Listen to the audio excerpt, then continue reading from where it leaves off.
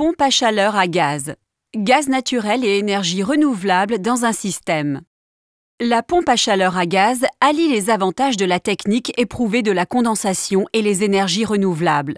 Le gaz naturel est l'énergie primaire à laquelle est ajoutée la chaleur tirée de l'environnement, de la terre, de l'eau, de l'air, du soleil. Il existe 3 types de pompes à chaleur à gaz. Premièrement, les pompes à chaleur à moteur à gaz utilisent le gaz naturel comme agent énergétique. Le compresseur est entraîné par un moteur à combustion interne. Deuxièmement, les pompes à chaleur à gaz à absorption utilisent le gaz naturel au lieu de l'électricité comme agent énergétique.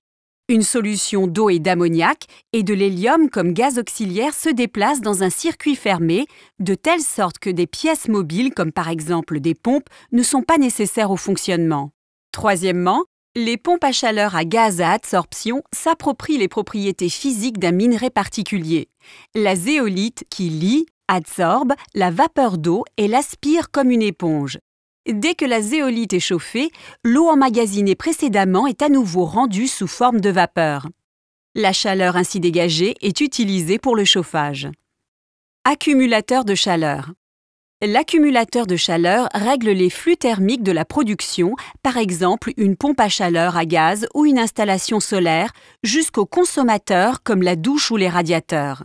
Si l'énergie tirée de l'environnement ne donne pas assez de chaleur, la pompe à chaleur peut aussi être utilisée sans apport de l'environnement comme un chauffage direct. Les sources d'énergie. Les pompes à chaleur à gaz peuvent se combiner avec les différentes sources de chaleur renouvelables: soleil, sol, nappe phréatique, air. Chauffer et refroidir. La pompe à chaleur à gaz permet de produire simultanément de la chaleur et du froid.